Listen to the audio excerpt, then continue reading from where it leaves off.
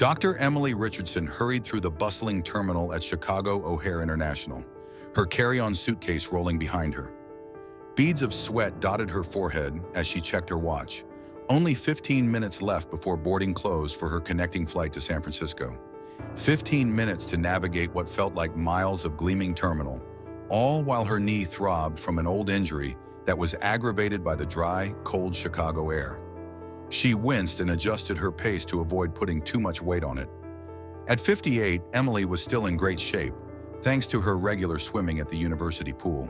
But after 3 back-to-back lectures and a delayed first flight, her energy reserves were running low. The constant hum of announcements, the clatter of luggage, and the chatter of travelers from all over the world filled the air. To Emily, airports were always fascinating, places where people from all walks of life converged temporarily before dispersing across the globe. As a sociology professor specializing in institutional racism, she found herself constantly observing how people interacted differently depending on who they were speaking to. She checked her watch again. Only 10 minutes to go. She could make it, but barely. The thought of missing her flight sent a wave of anxiety through her. Tomorrow was her son Jonathan's first day as captain on this route, and she promised she would be there to support him. She had raised Jonathan as a single mother while managing her academic career, and this milestone was something she wouldn't miss for the world. As she approached Gate 42, she saw the crowded gate area and allowed herself a small sigh of relief. She wasn't too late. She slowed her pace to give her knee a brief reprieve and fished out her boarding pass and ID. The first boarding group was already lining up, priority passengers and those needing special assistance. Emily belonged to the latter category today. Her knee was giving her trouble, and standing in line for 20 minutes was unbearable. She'd never used her physical limitations for advantage, but today she was willing to make an exception. Approaching the priority line, Emily was greeted by a young flight attendant with neatly styled brown hair in a crisp navy uniform. Her name tag read Lena Martin. Emily explained her situation, asking if it would be possible to board earlier due to her knee pain. Lena glanced up, assessing Emily briefly, before offering a polite smile.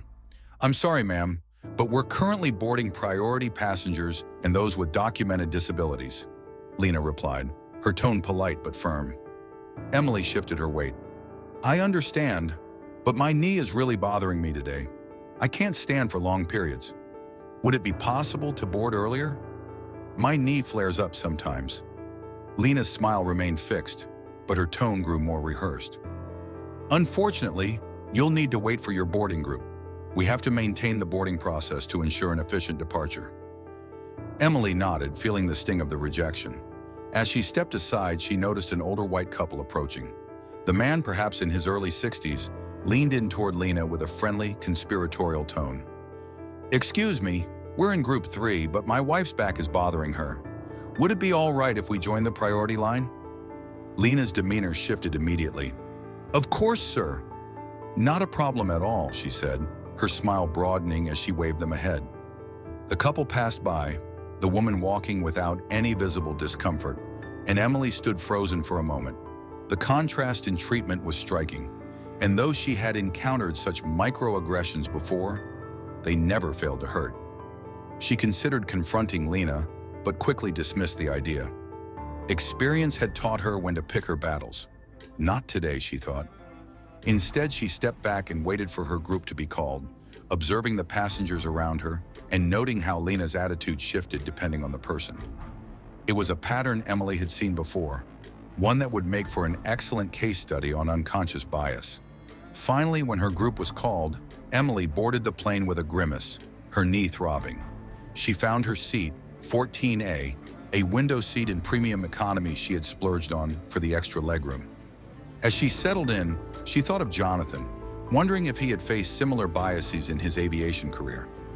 A black man in a predominantly white field, Jonathan had always been optimistic that excellence would prevail over prejudice. Tomorrow would be the moment she had been waiting for. Emily settled into her seat and took a deep breath, trying to relax as the plane began to fill up around her.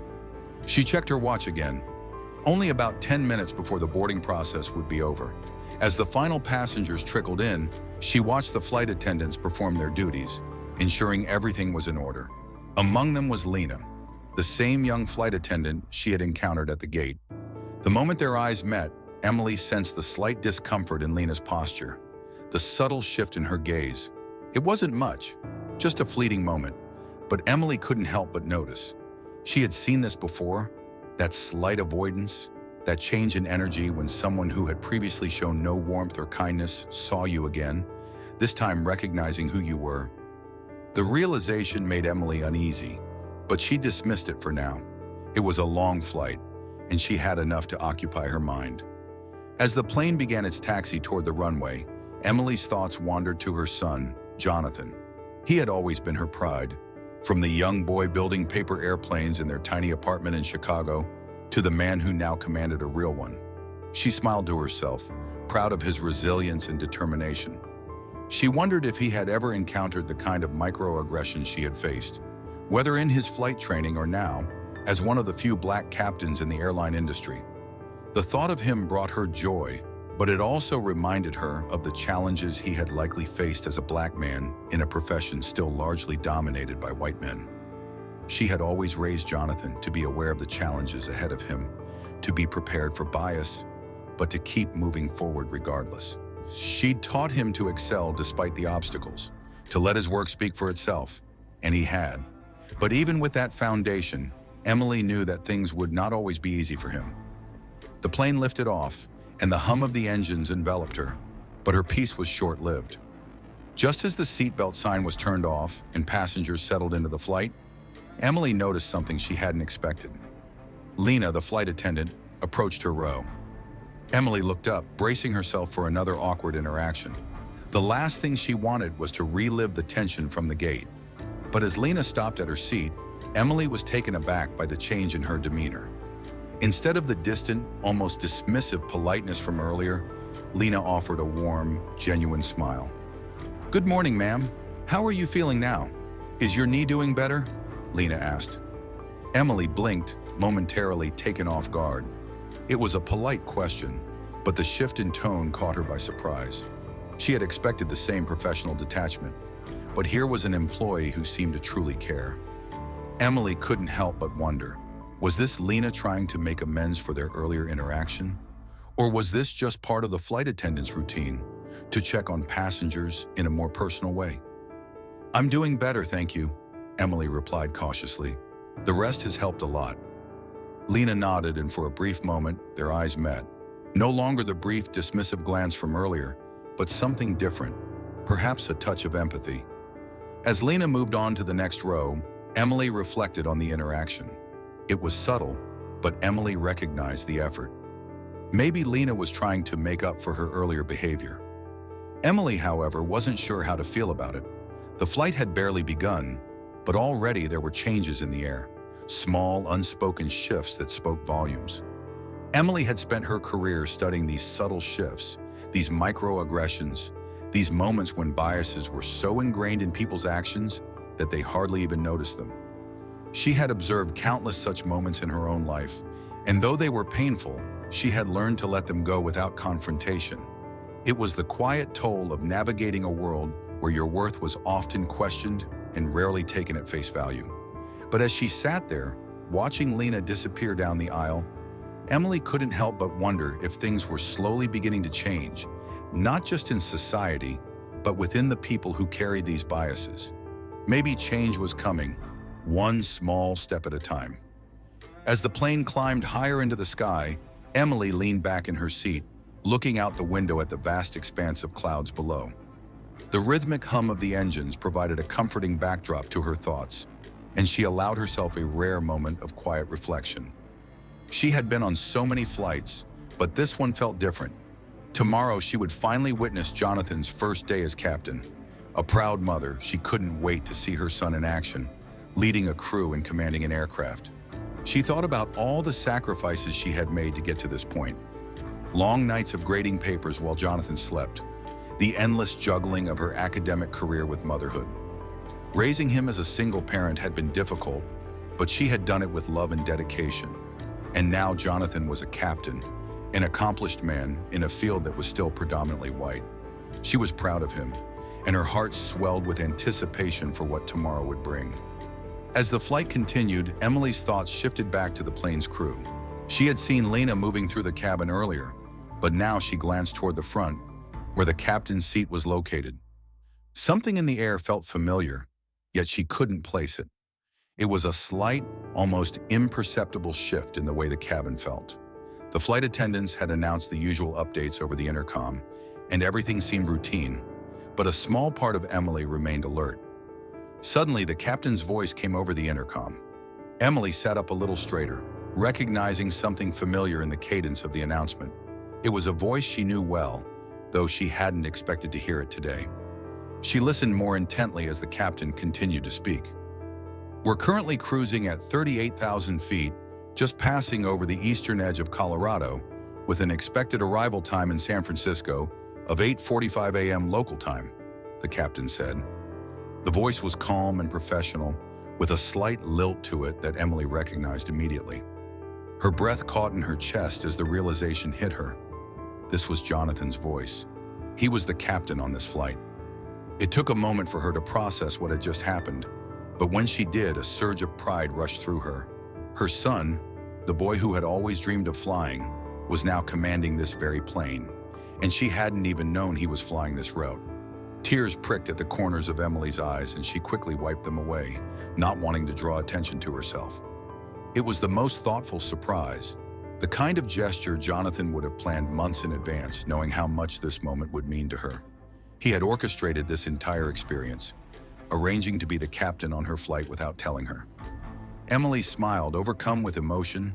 She had raised Jonathan as a single mother, and now, as she sat in this seat, watching him guide a plane through the sky, she could hardly believe how far they had come. He had worked tirelessly to make this dream a reality, and now he was at the helm of an aircraft, making history as one of the few black captains in aviation. Emily's heart swelled with love and pride. The intercom crackled again, and the captain's voice continued, this time with a slight chuckle. "For those aviation enthusiasts aboard, we're flying over beautiful, clear skies all the way to San Francisco. And for those of you planning to explore the city today, the temperature is currently 62 degrees Fahrenheit with light winds." Jonathan's voice was confident and composed, but Emily could hear the excitement underlying his words. She leaned back in her seat, allowing herself to absorb the moment. There was no mistaking it. This was Jonathan's surprise to her. The boy who once built paper airplanes in their small Chicago apartment had become the man who now commanded real ones. Emily felt a lump in her throat as she realized just how proud she was of him. It wasn't just the milestone of becoming captain that moved her. It was the journey that had led them here, the sacrifices, the struggles, and the dreams. Emily had done everything in her power to support Jonathan, and now seeing him succeed in this way was the reward she had long awaited. The flight continued smoothly, and as the hours passed, Emily felt herself drifting into a quiet reflection. She thought about the changes in Lena's behavior. It wasn't something huge, just small, subtle differences, but they were enough to make Emily wonder. She had always been aware of how people, particularly in service roles, treated passengers based on assumptions. Her experience, both personally and academically, had taught her that even the smallest moments of kindness or disregard spoke volumes. As the flight began its descent toward San Francisco, Emily felt a slight shift in the cabin atmosphere. Her eyes caught Lena moving through the aisle, checking seat belts and making sure everyone was settled for landing. Emily watched her approach, not sure if she was just being sensitive to her own feelings or if there was something more to this encounter. She had no desire for confrontation, but part of her was still aware of the tension that had existed between them earlier. When Lena finally reached Emily's row, their eyes met, and this time, something was different. Lena didn't just ask if Emily needed anything or offer a quick smile. There was a hesitation in her movements, as if she were about to say something more. "Dr. Richardson," Lena began, her voice quieter than before. I wanted to apologize for my behavior earlier, at the gate and again when we first boarded. It wasn't right, and I should have treated you better. I've been thinking about it, and I feel awful." Emily blinked, surprised by the sincerity in Lena's tone. She had expected the flight attendants to keep things strictly professional, but this was different. There was something in Lena's voice, a real effort to confront her actions and make amends. "You didn't deserve to be treated that way," Lena continued, her gaze dropping slightly. "I gave you a hard time when you asked for special assistance, but I let some unconscious bias get in the way, and I should have known better." She paused for a moment, gathering her thoughts. "I just wanted you to know that I'm sorry. I know I can do better." Emily was quiet for a moment, processing what Lena had said. She could sense the young woman's discomfort, her vulnerability as she faced the reality of her actions. This wasn't just a superficial apology. It was a recognition of something deeper, something that needed to be addressed. "I appreciate your honesty, Lena," Emily said softly. "We all make mistakes, and the important thing is that we learn from them. It's not easy to recognize those blind spots in ourselves, but the fact that you're doing that speaks volumes. It's a step toward change." Lena's shoulders relaxed slightly, and she looked up at Emily, a small but genuine smile forming. "Thank you for being understanding. I've been trying to educate myself more, reading up on things I might not fully understand. It's a process, but I want to keep growing." Emily nodded. "That's the key. Growth. It's not always a smooth or easy path, but it's the right one, and it's something we all have to work on day by day." There was a long pause before Lena spoke again, her voice more thoughtful now. "I just wish I had done better in the moment. I didn't realize it at the time, but it really bothered me how I treated you. I guess it's harder to see our own biases when they're so ingrained." Emily smiled softly. "It takes courage to acknowledge it, and even more courage to change. So keep going, Lena. You're on the right path." Lena nodded, visibly relieved. And then, after a brief moment of silence, she moved on to assist another passenger, her posture more open than before. Emily watched her go, feeling a strange sense of peace. This wasn't the grand confrontation she had sometimes envisioned, but it was enough. In the quiet moments of this flight, two people had begun to understand each other a little better. As the plane began its final descent into San Francisco, Emily allowed herself to savor the moment. She wasn't just proud of Jonathan for becoming a captain. She was proud of the quiet progress that could be made, even in small, everyday interactions. Change wasn't always grand or immediate, but sometimes it was the small steps, the quiet realizations, that made the biggest difference. The plane descended smoothly into San Francisco, the city coming into view through the small oval window beside Emily's seat. The iconic skyline, with the Golden Gate Bridge standing tall in the distance, was a sight she had seen countless times, but today it felt different. Today, everything felt like it was coming full circle. As the aircraft taxied toward the gate, Emily couldn't help but think about how much had changed, not just in her life, but in the lives of those around her. Jonathan's rise through the aviation ranks was a testament to resilience in the face of adversity, to overcoming obstacles that seemed insurmountable. But more than that, it was a story of persistence and hope. A hope that things could get better, that small changes could build up to something bigger. When the plane finally came to a stop and the seatbelt sign turned off, passengers began to gather their belongings, readying themselves to disembark. Emily took her time, waiting until most passengers had left the cabin. She wanted to savor this moment, her first moments in San Francisco after her son had surprised her with this unforgettable experience. As she gathered her things, she glanced around the cabin. Lena was moving through the aisle again, assisting passengers as they prepared to leave. This time, there was no hesitation in her demeanor. She wasn't the same flight attendant Emily had encountered at the gate, or even on the earlier leg of the flight. Lena's professionalism was more sincere now, her interactions with passengers genuine and attentive. Emily made her way toward the front of the plane, noting how Lena's interactions with other passengers seemed more open and warm, without the previous formality that had marked her earlier interactions. She approached the cockpit door and gave a small nod to Derek, one of the other flight attendants, who smiled knowingly at her as she passed. "Dr. Richardson, good to see you," Derek said warmly. "Captain's expecting you." Emily smiled and nodded, her heart swelling with pride. As she stood in the doorway of the cockpit, she saw Jonathan, dressed in his crisp captain's uniform, 4 golden stripes gleaming on his shoulders. The sight of him standing there in command, was almost too much for Emily to process. Jonathan looked up from his paperwork, and his face immediately broke into a wide grin. "Mom!" he exclaimed, standing up and enveloping her in a tight embrace. "What are you doing here?" Emily's eyes filled with tears, and she hugged him back just as tightly. "You didn't tell me you were flying today," she said, her voice thick with emotion.